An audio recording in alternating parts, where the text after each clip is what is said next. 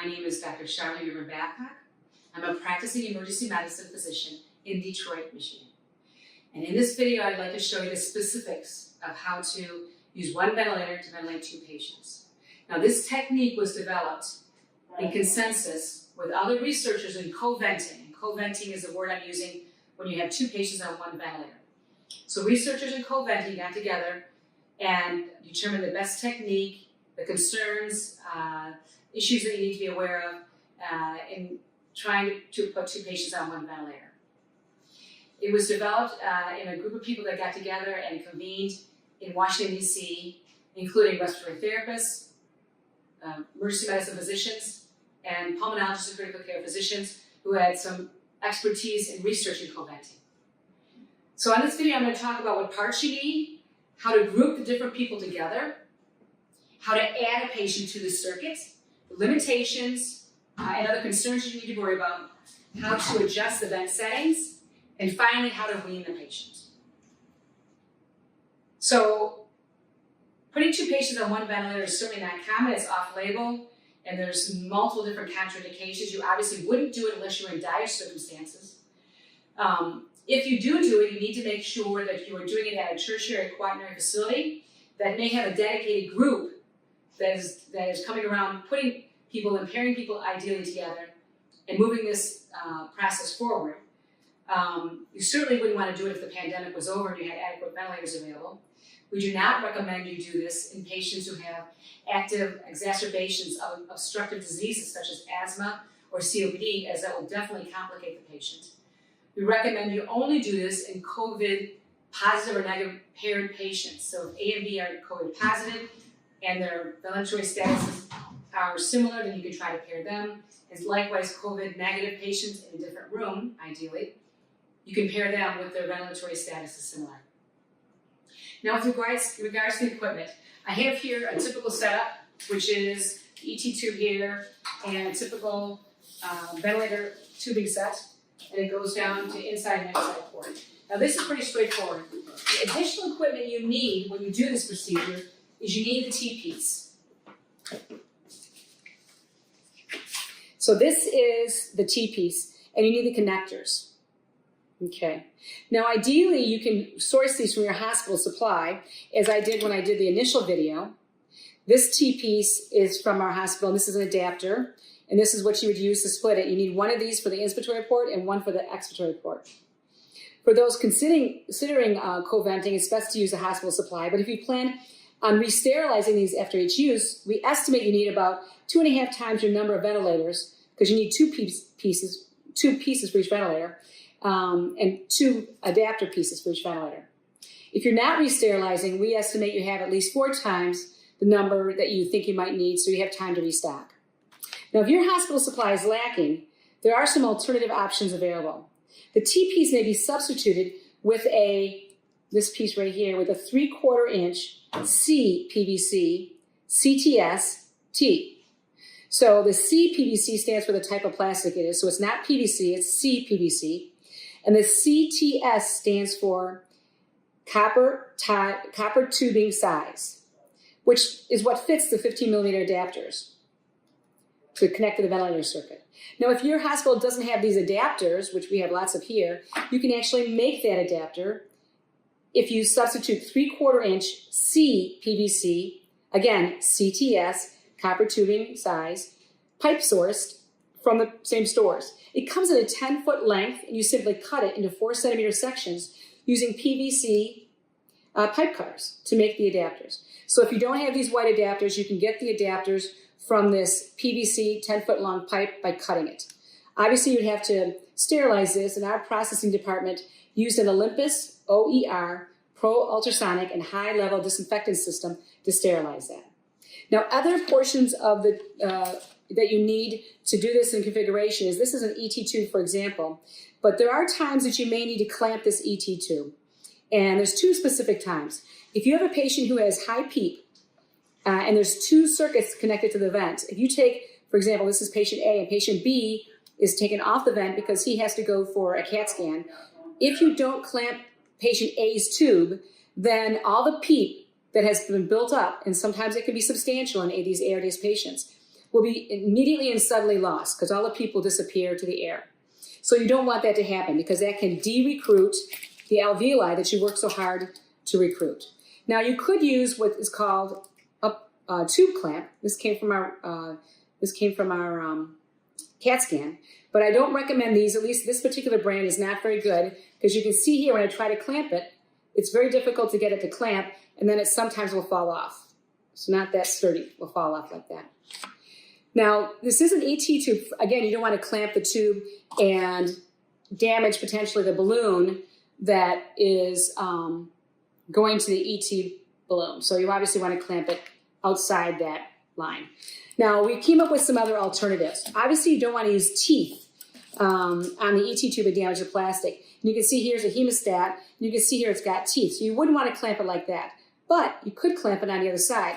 This side is smooth and won't damage the ET tube. So you could use it in this fashion. And since it's metal, it's much more sturdy. And it definitely is blocking that tube. So that's something you want to have readily available in case of an emergency because, for example, in cardiac arrest in patient B, you want to quickly clamp this off, take patient B off the ventilator, and then set the ventilator so it's going to ventilate patient A with adequate PEEP. Now, if you don't have enough of these hemostats, which probably most hospitals will have, you can also use a Kelly clamp. Now, this is a Kelly clamp, and Kelly clamp has teeth on it, and again, you don't want to damage the ET tube, so we put rubber tubing on the Kelly clamp. And you can see here it works just fine. Now, where did I get this rubber tubing? Well, you got to kind of be a MacGyver sometimes. So what I did is I used a 22 French Coude tip Foley catheter, cut it, and slid it on. When I tried the regular Foley catheters, the rubber was pretty compliant, but this is more stiff, and it went on very well. So that's the equipment you need. Now, when do you use these? When do you need to obstruct the ET tube? So there's two particular times. One, whenever there's a chance that the circuit could be exposed to air pressure in the room, which case you may de-recruit your alveoli.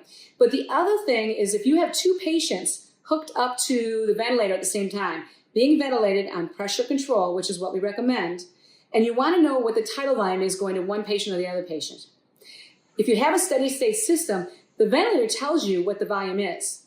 So if you clamp one tube for 3 breaths, obviously the tidal volume will go down. You've already set the pressure, so that shouldn't change. But the change in volume on the ventilator is an estimation of the amount of volume that is going to the other patient, because that's what's only connected to the circuit. And if you subtract the total volume that you saw minus the amount going to the other patient, you have an estimation of what is going to patient A. So that's the reason why you can't put 2 tracheostomy patients on the same circuit, because you can't really clamp any tube coming out of the tracheostomy. If you had one person with a trach and one person with a standard ET tube, you could clamp the ET tube and then the next ventilation, 3 breaths, see what the tidal volume was. That would be an estimation going to the trach person, patient B, and you subtract the 2 and that gives you an estimation of what's going to patient A. So that's why it's very important to have these here. Now, along those lines, if you do take the patient off the ventilator, like for example, if you're going to CAT scan, in addition to clamping both patients' tubes so you don't lose your PEEP, you do have to worry that when you pull this patient off, even if the other patient is clamped at the ET tube, for example, if this is patient A, patient B is going to CAT scan for a second, as soon as you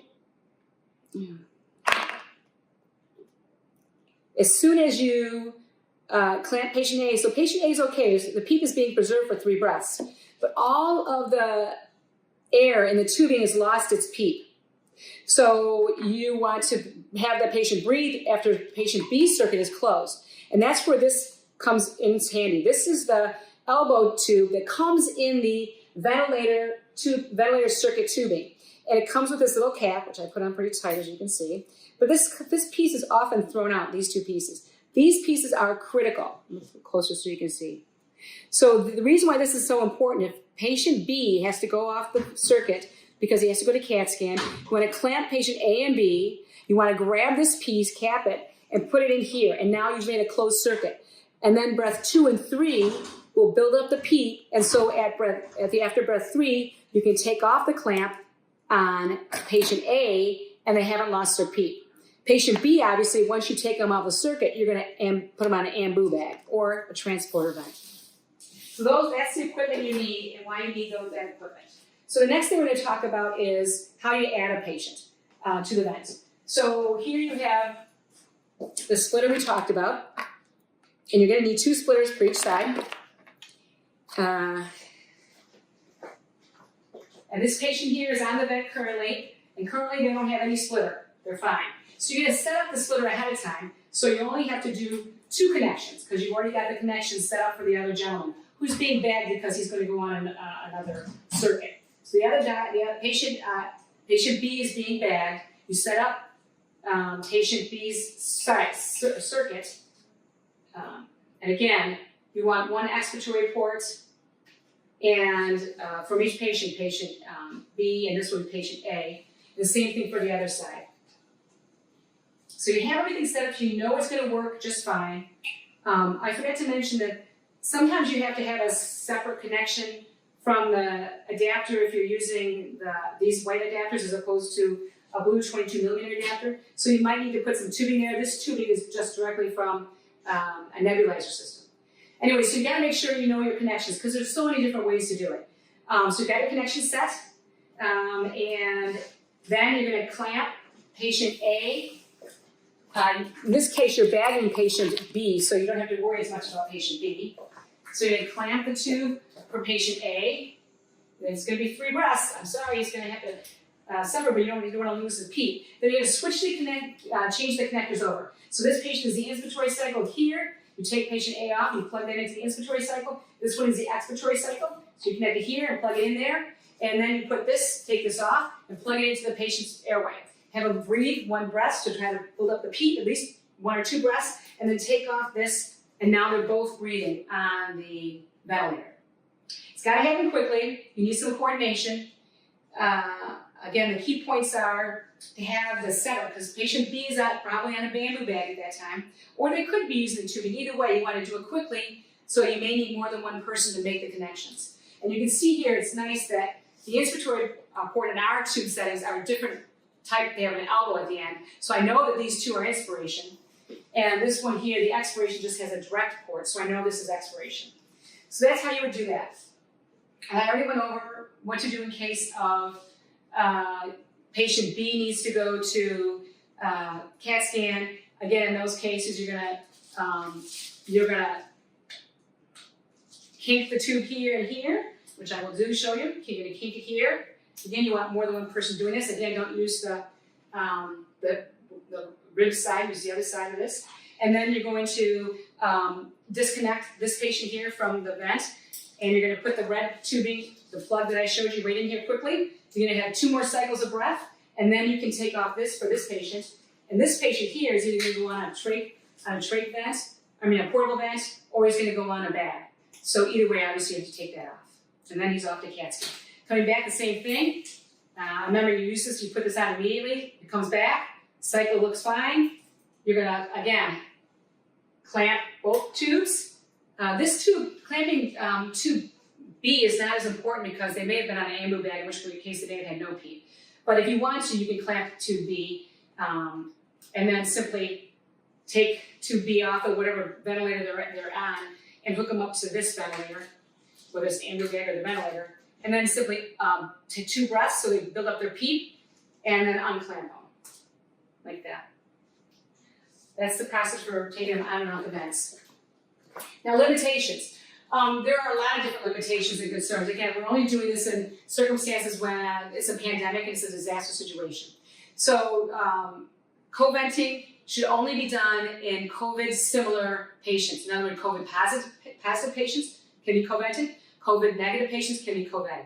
So if that's the case, you imagine the emergency department, if you want to do it that way, which is what we recommend, then the ED would likely intubate the patient, do the COVID sample, but we wouldn't know right away what their status was. So there would be a person under investigation. So that person would likely not be co-vented until we knew that status. And that's the obviously ideal situation. Again, I mentioned that you don't want to do this in obstructive exacerbations such as COPD or asthma exacerbation. The fact that a history of COPD or asthma does not preclude them, but if they're actively wheezing and actively showing signs of bronchospasm, that dramatically changes the complexity of co-venting. So we recommend that would be a contraindication. You should expect hypercarbia in these situations.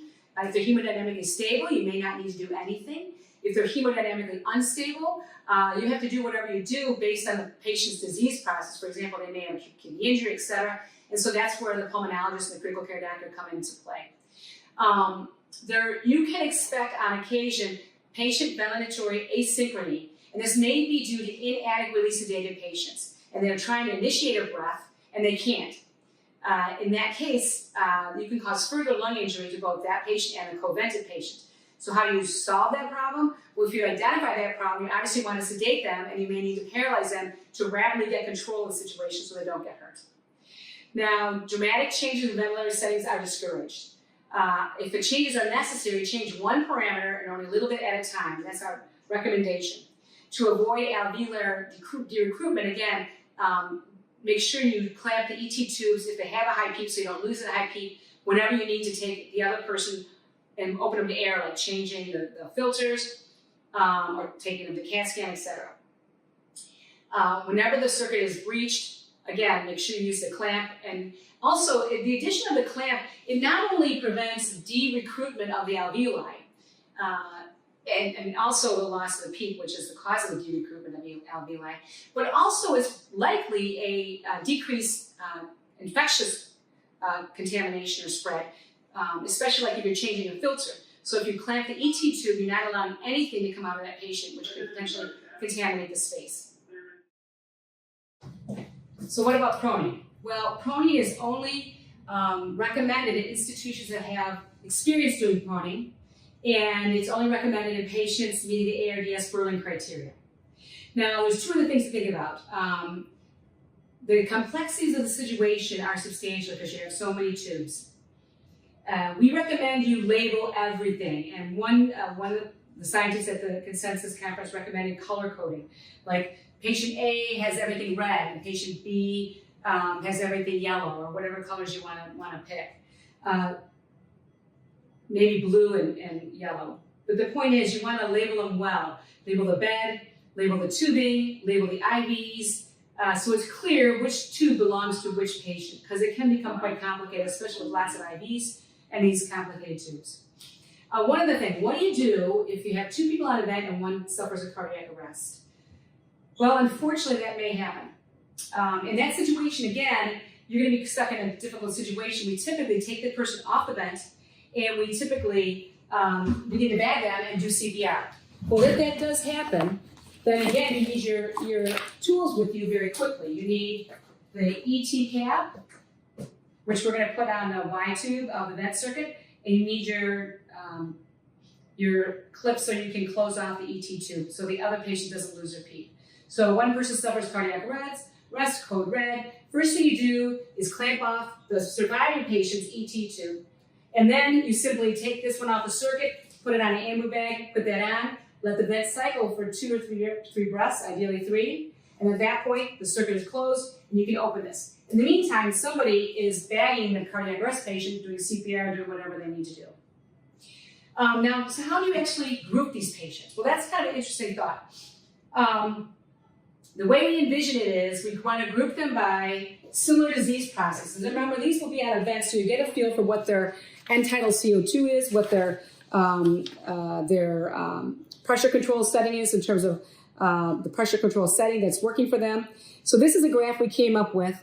It's got the group 2, 3, 4. Group 1 is really very mild disease. It's kind of just before we wean them, and the PEEP is low, like at 10, 5 to 10, and the pressure control is also low at about 20. Anyway, so these are the groups. So whatever group you put them into, if they get worse, they need to go to a group that has increased pressure control settings.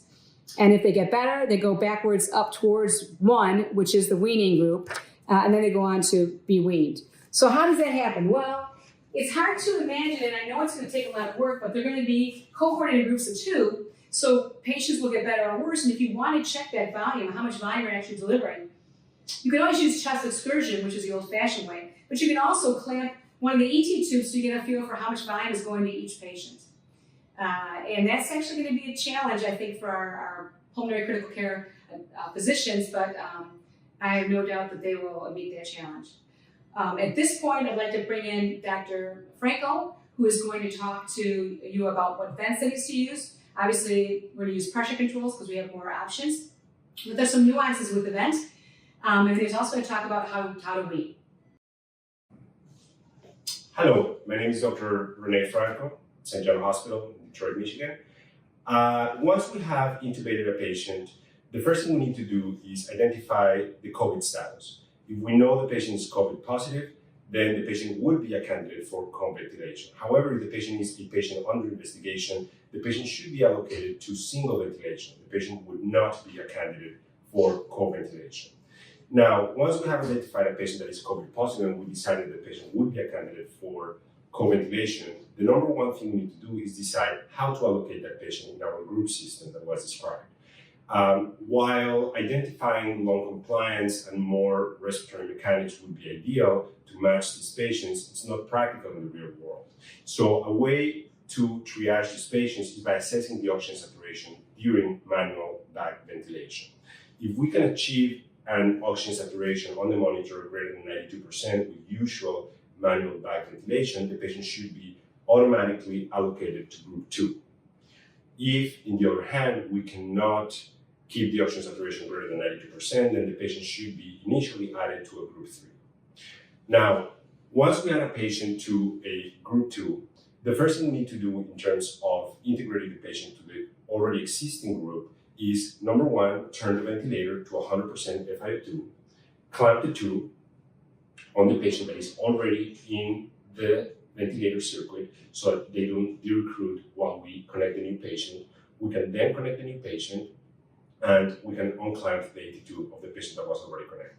It is very important to mention that when we are adding a new patient, we need to rerun the list of the features and the mode that the ventilation should be on. So the pressure control settings and PEEP settings, as well as the FiO2 settings, should be based on what the group we are adding the patient to has. It is important first to make sure that the ventilator trigger has been locked. By doing that, we will prevent the new patient from triggering breaths and hyperventilating the patient that has already been connected to the group. Number two, we need to ensure that the patient is heavily sedated, so to suppress the respiratory drive, it might be necessary to add paralysis in order to achieve full suppression of any kind of respiratory effort that could cause any kind of desynchrony or patient ventilator asynchrony. Once we have placed the patient in the new group, we recommend keeping the FiO2 on this group at 100% until we have further data on the patient that we just added to the ventilator, and this is for precaution and to ensure that we don't have any decompensation happening. How will we reassess that? We recommend doing an ABG, measuring the tidal volumes, as was described by Dr. Bacco before. We recommend checking a plateau pressure and an end-tidal CO2 at least 1 hour after adding the patient to the group. And then once we have that data, we can decide if the patient is stable enough to stay in group 2 or if the patient needs to be moved to a higher group with higher PEEP, higher FiO2 settings, or if the patient can be moved down to a lower group with lower PEEP and lower FiO2 settings. Once the patients have been stable on the ventilator on group 2 or group 3 for that matter, we'll keep reassessing their oxygenation and their ventilation parameters. And whenever we deem that the patient is stable enough to be moved down, then we can move the patient to a lower group as we see fit clinically. The same holds true inversely. If the patient is not doing well on the initially allocated group, we can always move the patient to a higher group following the procedure that was described before. Once we have patients on our highest group, which is group 5, we can always consider doing inverse ratio ventilation. Other modes of advanced ventilation will be a little more difficult to implement on a general basis, so inverse ratio ventilation is an option that can be added to refractory hypoxemia in patients in group 5. When we think a patient is doing well and the oxygen requirements and ventilator requirements improve, we can move the patient down, ultimately moving the patient to group 1, which is our group with the lowest ventilatory settings. When we decide that a patient is stable enough to be weaned, we recommend turning off the sedation. Ideally, we should sedate patients with short-acting sedatives such as propofol or fentanyl. And once we realize and we identify that the patient is generating spontaneous breaths, we recommend moving the patient to a weaning station. Now, it's important to mention that the weaning station, as Dr. Babcock mentioned in the past, can be done with a ventilator or with a normal BiPAP/CPAP machine. Ideally, we would like to wean patients or do spontaneous breathing trials with one patient per device to avoid interaction between patients. We recommend doing short trials of 30 minutes to 45 minutes and decide whether the patient is stable for an extubation trial. Otherwise, we recommend placing the patient back on group 1 with sedation. Thank you so much for watching this video. We hope it's very helpful. We know that trying a second patient in one ventilator will be very challenging, but we hope that this video will show you some of the nuances to be prepared for. We understand totally that this was only going to be done in dire circumstances, and we hope to have a call line that you can call for advice regarding the ventilator setup with 2 vents. And we hope that we will also have a question and answer page set up soon. So good luck to you, and we thank you for watching this video.